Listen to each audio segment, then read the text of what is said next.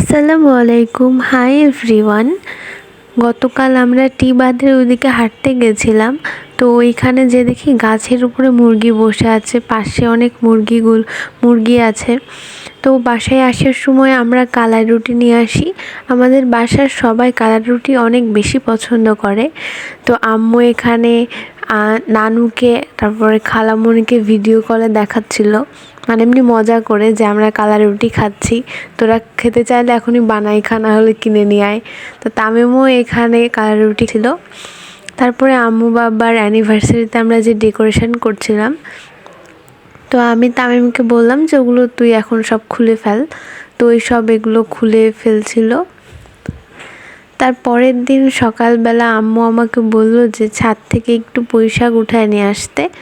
তো আমি ছাদে এসে এখন পুঁইশাক উঠাচ্ছিলাম। আর আজকে অনেক বেশি রোদ উঠেছে, হালকা হালকা রাজশাহীতে শীতও পড়ে গেছে, সন্ধ্যার পর থেকে কুয়াশা পড়ে। তো এইখানে আমি বড় বড় পাতা দেখে কয়েকটা পুঁইশাক উঠায় নিচ্ছিলাম। আম্মু এসে আবার পরে বললো যে ডাল কেটে ফেল, মানে কয়েকটা ডাল কাঁচি দিয়ে কেটে নিতে বললো। তো আমি ডালও কেটে নিব। আর ছাদের পুঁইশাকগুলো এত সুন্দর, এটা খেতেও মজা, দেখতেও অনেক সুন্দর, একদম সবুজ হয়ে আছে আর পাতাগুলো একদম চকচক করছে। তো এই তো এখানে আমি ডাল কেটে নিলাম পুঁইশাকের ডালের কাছে আবার দেখছি ছোট ছোট ফুলের মতো ফুটেছে। তো এরপর আমি চলে আসলাম আর রান্নাঘরে এসে দেখি যে আঙ্কেল আমাদেরকে গত রাতে সরিষা পাতা তুলে এনে দিয়ে গেছে চর থেকে।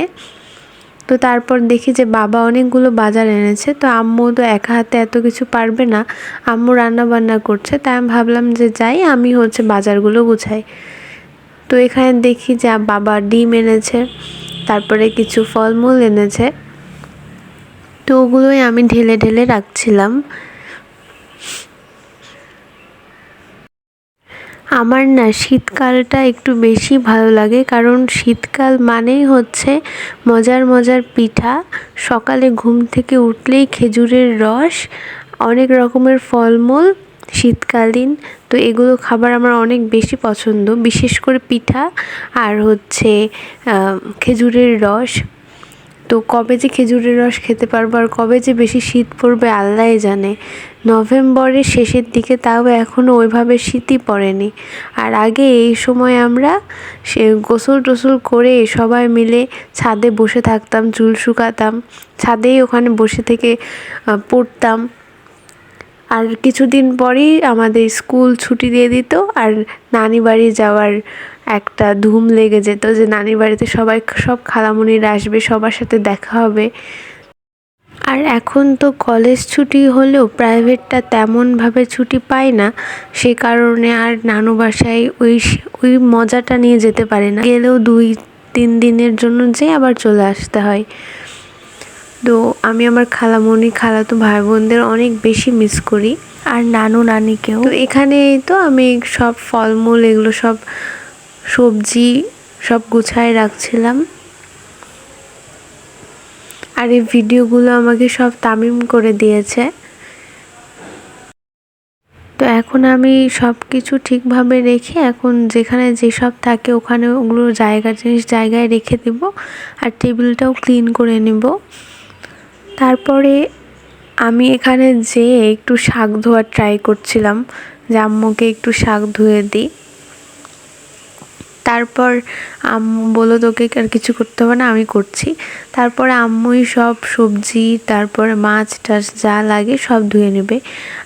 আর ওই যে বললাম না যে শীতকালীন সবজি আমার খুব বেশি পছন্দ, সিম, তারপরে ফুলকপি, এগুলো টমেটো, এগুলো তো এখন সারা বছরই পাওয়া যায়, কিন্তু শীতকালীন যেটা পাওয়া যায় সেটার একটা আলাদাই টেস্ট হয়।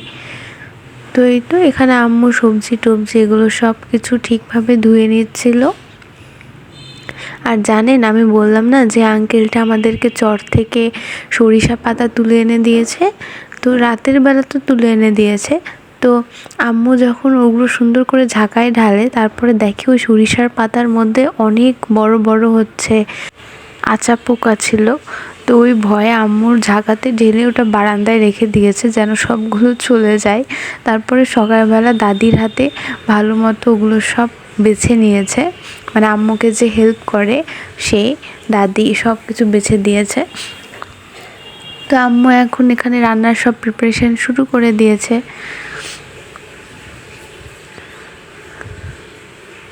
সব কিছু এখানে ভালো মতো ধুয়ে নিচ্ছিল। তারপর একটু পরে আমি যেয়ে দেখি যে আম্মুর রান্নাও প্রায় শেষের দিকে, রান্না সব কিছুই প্রায় কমপ্লিট। তো আজকের ভিডিওটা এই পর্যন্তই। আল্লাহ হাফেজ।